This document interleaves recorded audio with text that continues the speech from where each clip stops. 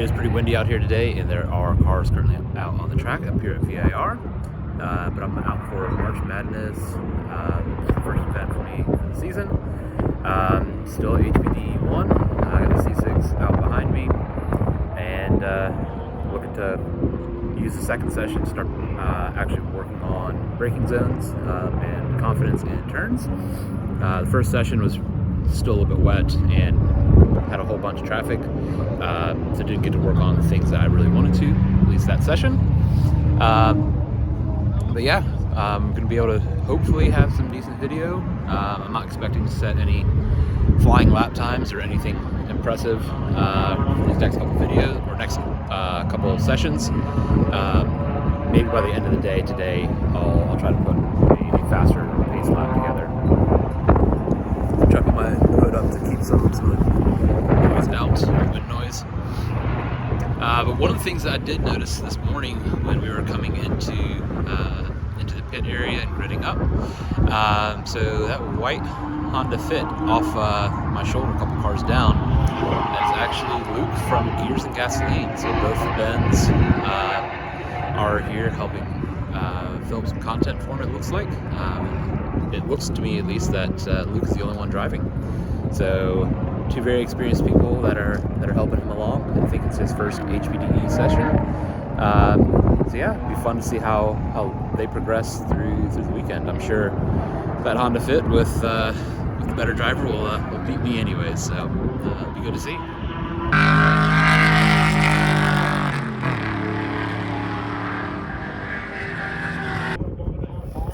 Alright, so we're going into the last session of the day.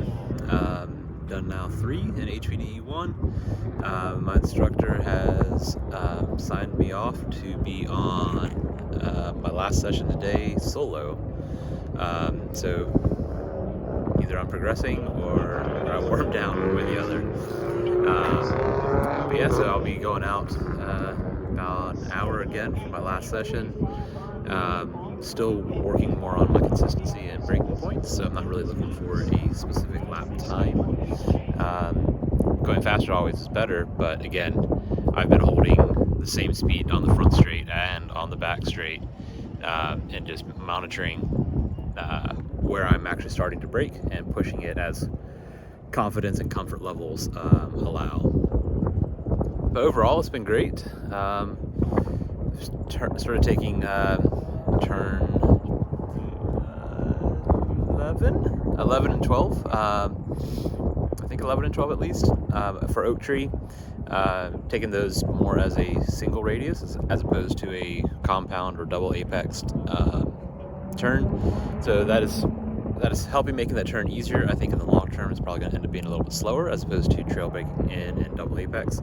But I think the skill for me right now is just not there. So turning it into single apex with a wider entry and then decreasing radius to finish it out.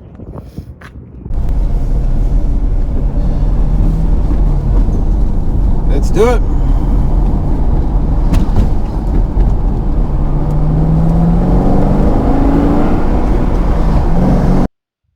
Alright, so here we are starting our first lap on this session. We actually did get allowed to go out with no pace car for this session. However, my tires, my brakes, and I'm not really back up to speed yet from taking the quick brakes. So I'm just getting some heat into the tires coming through 2, missing my turn-in point for NASCAR for turn 3, powering up. Not too bad there, but again, everything else is still cold, so I'm just trying to get back into the swing of things. Coming through turn 4, it's a little bit late, 4A rather, and then coming into 5, just a quick lift, load the front, and then start powering up.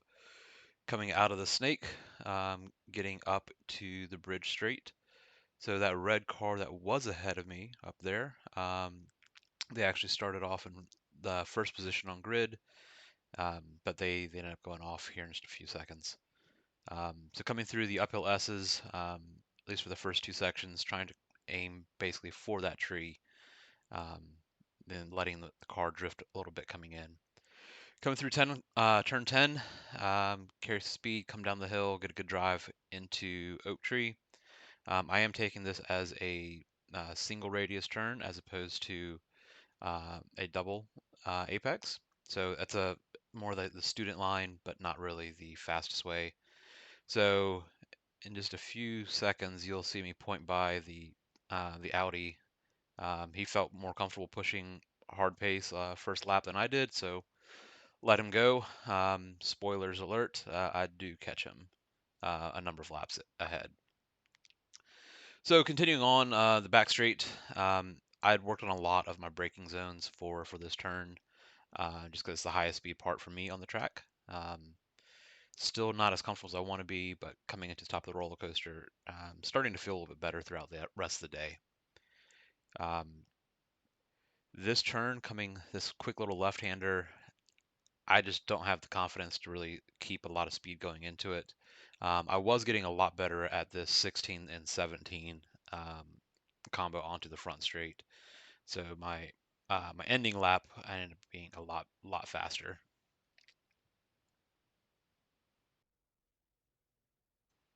All right, so we're skipping ahead just a bit. I went ahead and put a couple consistent laps, 29.9, 29.9, 29.8. This would be my last full lap of this session.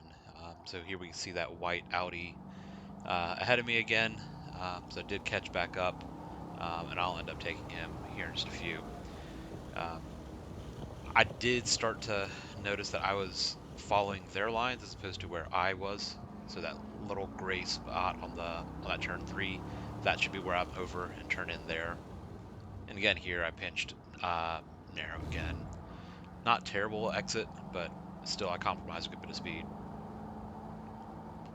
But now I'm having to stay under half throttle for a good bit until he gives me the point by right there. One thing that I did notice that I was getting a lot of my point buys this weekend on this ridge straight, which is great that I get it sooner than the back straight, but it does compromise me a little bit coming into these uphill S's where I have to take the left lane or the left line and sacrifice a little bit of speed. Turn 10, I think, is one of my better ones of the day, except I just wasn't carrying enough speed for how much I braked or braked too much.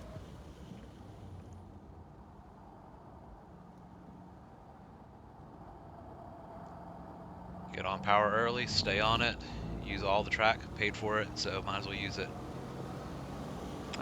Coming down the back straight, I had already told myself that I was going to actually try to use fifth gear. Normally I'd kind of shift into fifth at 120, 125 and just kind of maintain speed. So my braking was extremely early for this, being that it was the first time I actually carried any appreciable speed in fifth gear, and yeah, I had a significant amount of distance left on the table. Coming back in, trying to stay out to the right, then come in. That one actually got pretty okay. And again, use the compression of the track to load the front up, and then power it up all the way through. This ended up being my fastest lap of the session, or of the first day, and ended up doing a 2:27 and change, so 2:27.951, which is already almost 3 full seconds off of my fastest before this weekend, and there was still some traffic there. So yeah, it's all in all, it's a big improvement. Back into the traffic, and then halfway through this lap, you'll see the checker get thrown going into Oak Tree. But yeah, here's some fun of chasing down an Integra and a BMW.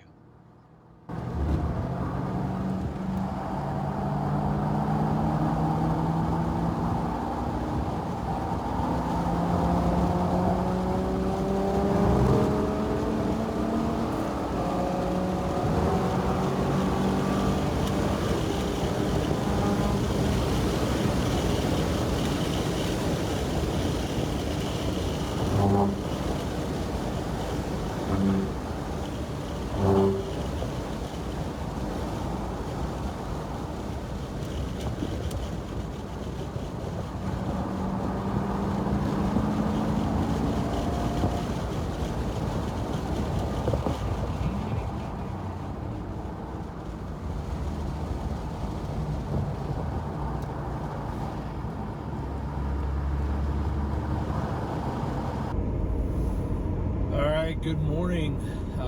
Today's Sunday for the second track day at VIR, and I'm just heading in from 25 minutes or so out from the hotel that I got. It is 32 degrees, so that's why I got a hotel instead of camping out at the track. Fortunately, being that I travel for Amazon as much as I do, I've got a significant amount of Marriott points, so able to leverage that to not have to camp in 30-degree weather. So all that being said, day one was a pretty damn good success. We had a little bit of a slow start in the first session. My instructor wanted to see where my skills were, see where my competencies were, and also getting in a car with a random stranger, not want to die on the track. So he asked me to stay in fourth gear, not shift, and just pretty much take it easy and prove that I know the line. So we did that. Second session, we worked on braking zones and trying to compress the braking zones little by little. And then third session, a bit more, adding in a little bit more speed and starting the braking zone back again, and then working it forward again. Signed off for solo for the fourth session. It felt great. I lined up in front of the grid to be able to have a little bit more free track, and ended up getting a good number of laps with open track.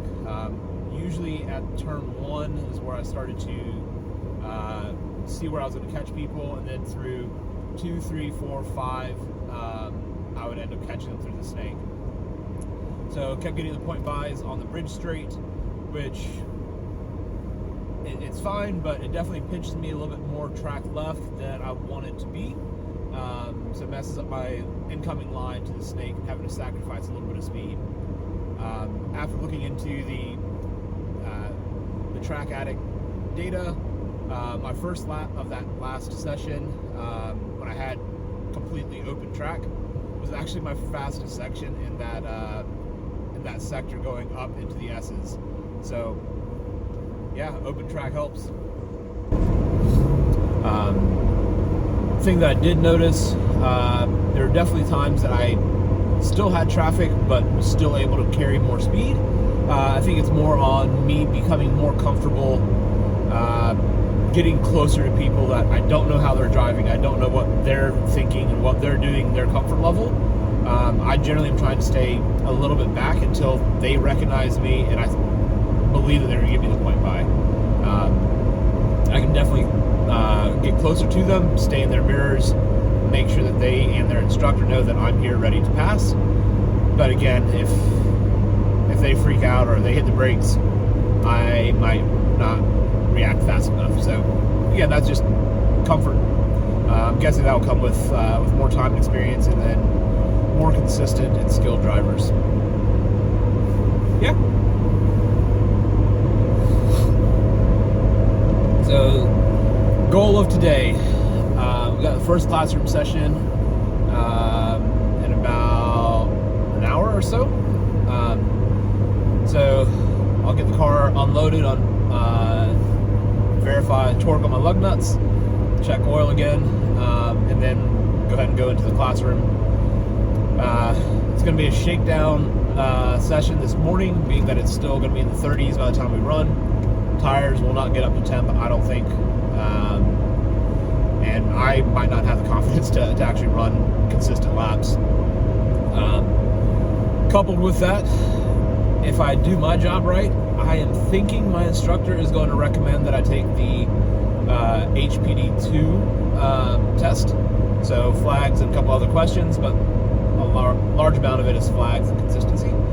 So I'm hoping that happens today. The test will be at lunch if I am recommended to take it. And we'll see how many sessions I do today.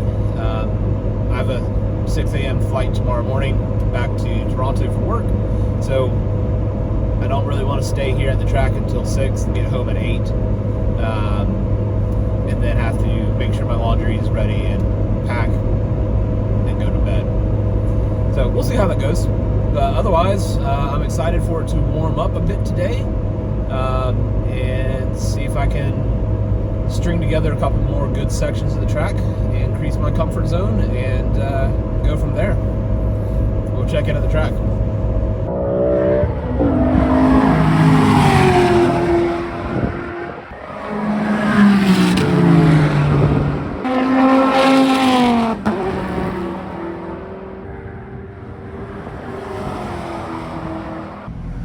So for the first session, I'm going to be gridding pretty much in the back, being that it's cold.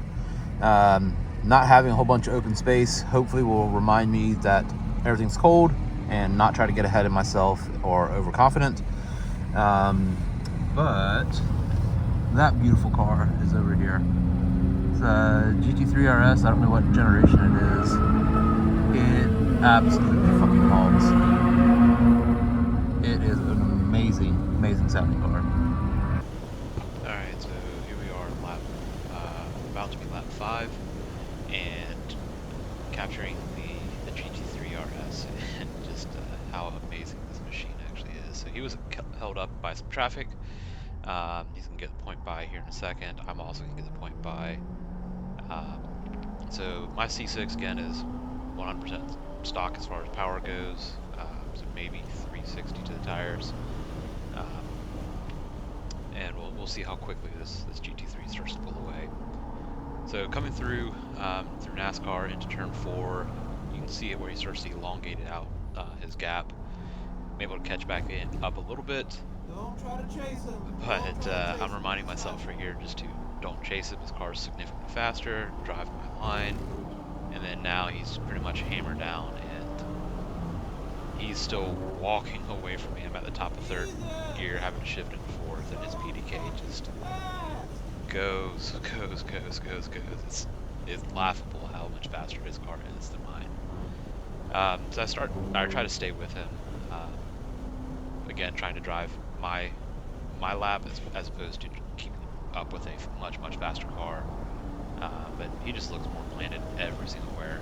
He's got better tires, better brakes, better suspension, and aero. Honestly, probably a better driver too. But then now he's gonna point and shoot here on the back straight, and I got nothing for him. He's driving out of my life. That's really about it.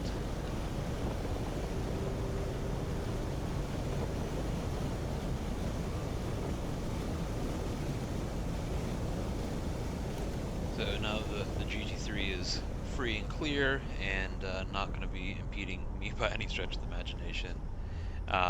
Coming at the end of lap 5, I have a pretty good drive through 16 and 17, and actually go on to lap 6, which is going to be my fastest lap of the weekend. So yeah, I'll actually turn the car volume up a little bit, and let that lap go ahead and run through.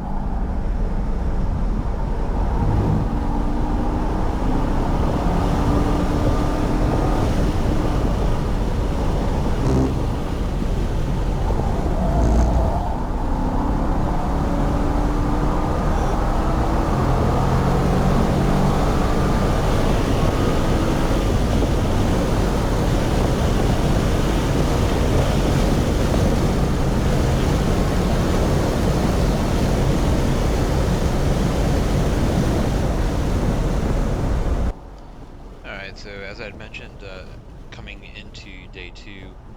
Spot that I know I need to get a little more comfortable with is following closely behind people.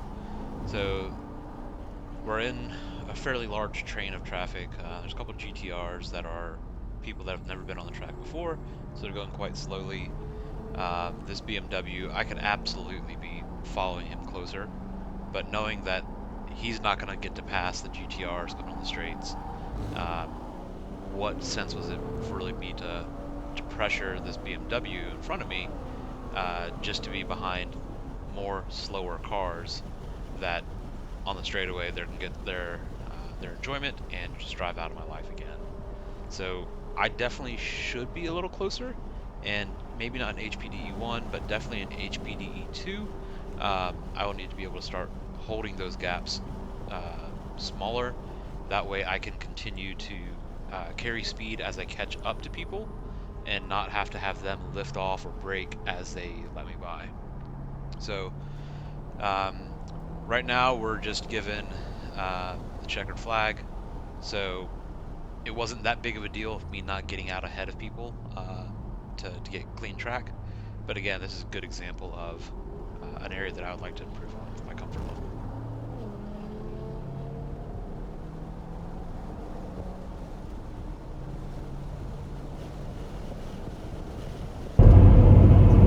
Alright, so on the way back home from VIR, so got another hour 10 or so to go.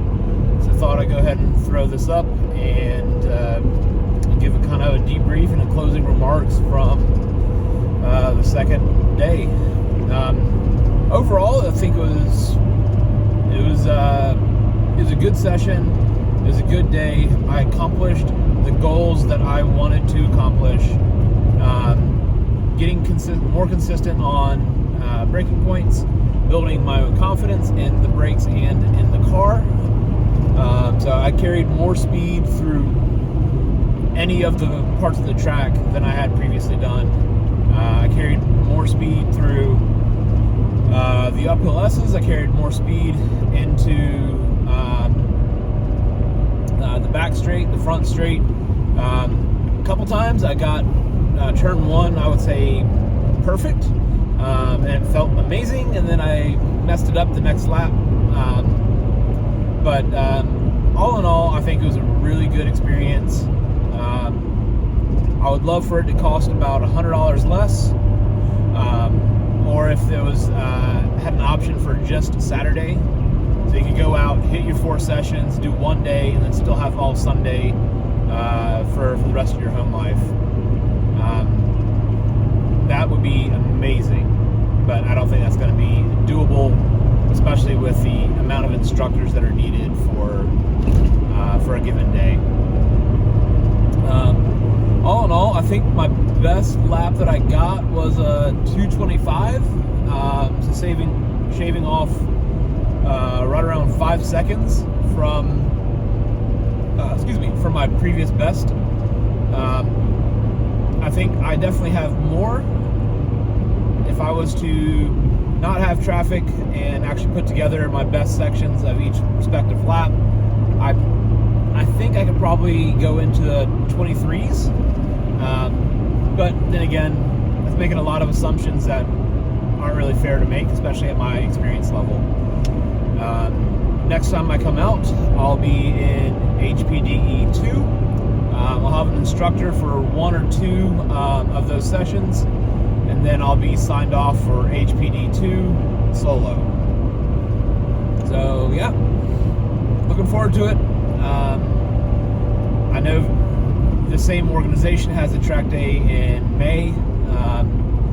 It's also Hyperfest, so there's a lot of drifters that come out, and there's a lot of racers that come out. So it's just, at least with the HPDE side of things, those people can still drive their cars to the track, for at least for DE1 and DE2, and some of DE3, I guess.